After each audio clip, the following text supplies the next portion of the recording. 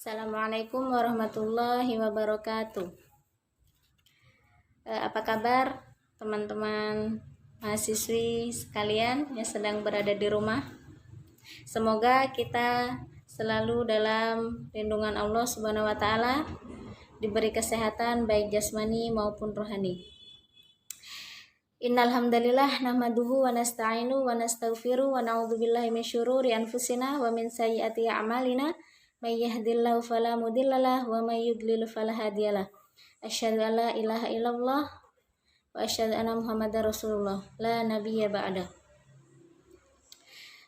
Baiklah, pada hari ini kita akan melanjutkan agenda pendidikan yang sempat tertunda sekitar 7 bulan lalu ya, karena adanya pandemi ini. Jadi ada ada kegiatan yang harus diliburkan. Pada kesempatan hari ini kita akan mencoba memulai kegiatan pendidikan yang masih terbilang baru, kelas sejarah. Agenda kali ini dinamakan kelas sejarah. Mungkin bagi teman-teman masih ada yang bingung ya, sistemnya kayak gimana kelas sejarah itu, atau caranya kegiatan, cara berlangsungnya kegiatan kelas sejarah itu bagaimana. Nah, kami sebagai kelompok pertama akan memberikan sedikit gambaran tentang kelas sejarah. Baiklah, sebelum kita mulai, marilah sama-sama kita melafazkan marilah kita sama-sama mengucapkan al-basmalah. Bismillahirrahmanirrahim. Sebelumnya, perkenalkan, saya selaku moderator memperkenalkan beberapa rekan-rekan kita yang akan mempresentasikan kelas sejarah pada kesempatan kali ini. Saya Novita Sari sebagai moderator. Pemateri pertama yakni Saudari Hidayati. Pemateri kedua yakni Saudari Siti Hajar. Pemateri ketiga yakni Ukhtina Mawada Azizah. Editor poster yakni Ukhtina Lanjar Asih. Dan yang membersamai saya mengedit video yakni Utina Alvina. Pada kesempatan kali ini kami akan membawakan kisah tentang sahabiah yang bernama Nusaibah binti Ka'ab al-Ansori. Baiklah, untuk lebih tahu secara dalam, mari kita mendengarkan materi pertama yang akan dibawakan oleh Ukhtina Hidayati. Nusaibah binti Ka'ab ini atau biasa dipanggil dengan Ummu Imarah. Ya, Ummu Imarah, ibunya para pemimpin ya. Dia dijuluki Ummu Imarah. Ia merupakan salah seorang wanita yang pertama kali masuk Islam. Dan Nusaibah ini adalah wanita keturunan dari Bani Najjar, sebuah suku yang hidup di Madinah, dan merupakan adik dari Abdullah bin Ka'ab.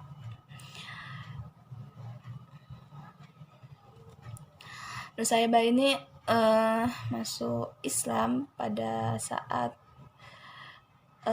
Baiat Aqabah 2 tahun 622 Masehi.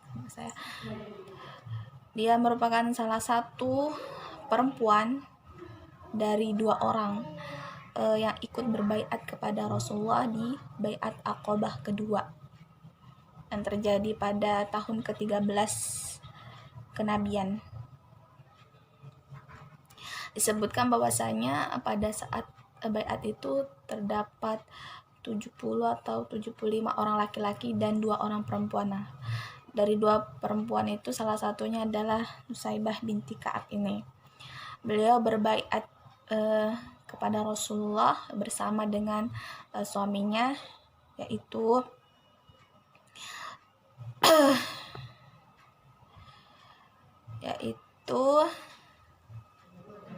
Zaid bin Asim dan dua orang putranya. Baik, kita lanjut ya, masuk. Nusaibah ini merupakan sosok pahlawan yang tidak pernah absen melaksanakan kewajiban.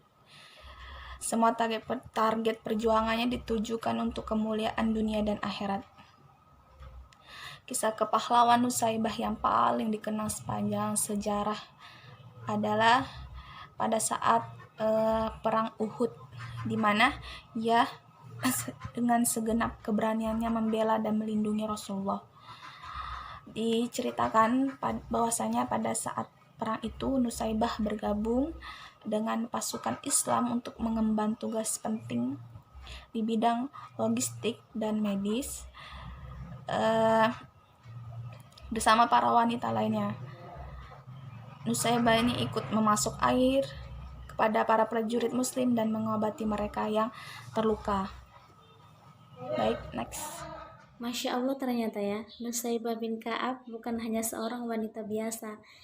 Beliau memang seorang wanita, tapi beliau tidak membatasi geraknya beliau. Beliau berani dengan semangatnya yang membara, beliau berani ikut serta dengan pasukan kaum muslimin dan Rasulullah ikut serta dalam berperang. Nah, supaya kita lebih paham bagaimana kelanjutan ceritanya, supaya tidak penasaran, mari kita beralih kepada pemateri kedua, kepada Utina Siti Hajar. Waktu dan tempat kami kekacauan karena para pemanah melanggar perintah Rasulullah Shallallahu Alaihi Wasallam. Saat itu nyawa Rasulullah Shallallahu Alaihi Wasallam berada dalam bahaya.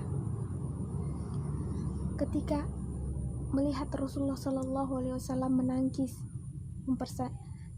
menangkis berbagai serangan dari musuh sendirian, Nusaibah segera mempersenjatai dirinya dan bergabung dengan yang lainnya, membentuk pertahanan untuk melindungi Nabiullah Muhammad SAW.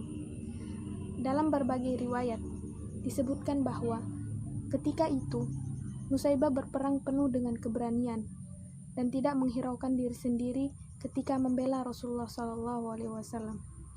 Saat itu Nusaibah menderita luka-luka yang ada di sekujur tubuhnya. Sedikitnya ada sekitar 12 luka, dan luka yang paling parah ada di lehernya. Namun, hebatnya Nusaibah, beliau tidak pernah mengeluh, tidak pernah mengadu, ataupun bersedih. Dan ketika Rasulullah Shallallahu Alaihi Wasallam melihat Nusaibah, Rasulullah Shallallahu Alaihi Wasallam melihat Nusaibah terluka. Beliau bersabda kepada putranya Nusaibah, "Wahai Abdullah, balutlah luka ibumu." Rasulullah berdoa, "Ya Allah, jadikanlah Nusaibah dan anaknya sebagai sahabatku di surga." Mendengar doa tersebut, Nusaibah tidak lagi menghiraukan luka-luka yang ada di tubuhnya dan terus berperang membela Rasulullah dan agama Allah Subhanahu wa taala. Beliau berkata, "Aku telah meninggalkan urusan." Baiklah, ternyata pemaparan materi dari saudari Siti Hajar tadi membuat kita semakin penasaran ya tentang kelanjutan dari cerita Nusaibah binti Ka'ab. Next, kita lanjut ke pemateri ketiga, kepada saudari Mawadah Azizah. Waktu dan tempat kami persilakan. Jadi, dalam sejarah Islam, Nusaibah ini disebut sebagai sosok wanita yang memiliki kesabaran yang luar biasa, karena ia selalu mendahulukan kepentingan orang lain di atas kepentingan dirinya sendiri.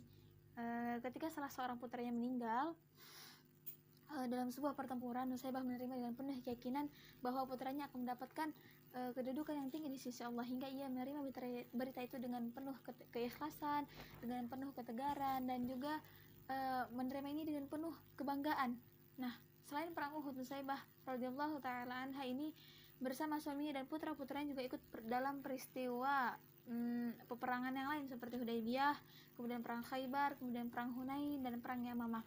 Dalam berbagai pertempuran itu, Nusaybah tidak hanya membantu sebagai pengurus di logistik dan juga kesehatan, akan tapi ia juga turut merawat orang-orang yang terluka dan memanggul senjata untuk menyambut serangan musuh. Nah, setelah Rasulullah Shallallahu Alaihi Wasallam wafat, sebagian kaum muslimin kembali ke agamanya mereka yang lalu atau mereka murtad dan enggan berzakat. Kemudian Khalifah Abu Bakar As-Siddiq segera membentuk pasukan untuk memerangi mereka. Nah, Abu Bakar mengirim surat kepada Musailamah Al-Kadzab yang kita kenal sebagai nabi palsu ini dan menunjuk Habib atau putra dari Nusaybah sebagai utusannya. Namun apa yang didapatkan?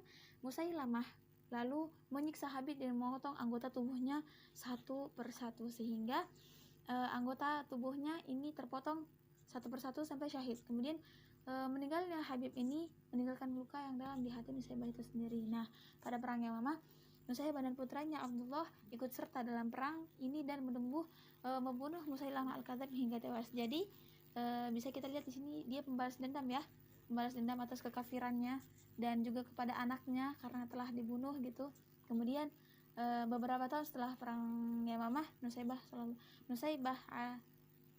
radhiyallahu taala anha meninggal dunia. Semoga Allah mencurahkan rahmat kepada Nusaybah binti Ka'ab Al-Ansariyah ini dengan curahan rahmat yang luas. Nah, dari sini kita bisa ambil kesimpulan bahwa sosok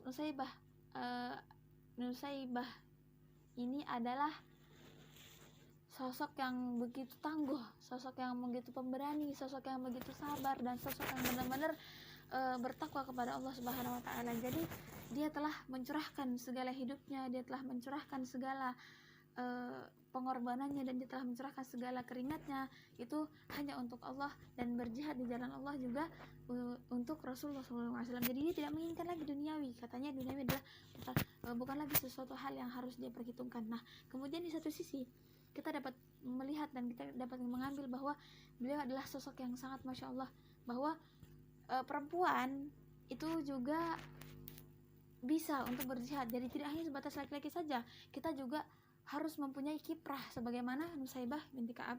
Jadi semoga kita bisa mengambil ibrah dari cerita ini. Masya Allah, Barakallah. Ternyata kisah dari sahabiah yang bernama Nusaybah binti Ka'ab memiliki kisah perjuangan yang sangat mengharukan, menggetarkan jiwa, dan membuat semangat itu kembali hadir. Ya, kita sebagai generasi penerus, sebagai muslimah, sebagai mahasiswistis, kami mengajak mulai saat ini kita sudah seharusnya mengalihkan idola-idola yang tadinya dari artis ya, semua artis menjadi mengidolakan para sahabiah. Karena ketika kita memang memahami cerita dan kisah kehidupan para sahabiah dan para sahabat yang dulu membersamai Nabi, insya Allah kekuatan spirit berislam kita akan semakin bertambah. Semoga kita termasuk ke dalam umatnya Nabi Muhammad SAW yang akan mendapatkan naungannya di hari akhir kelak.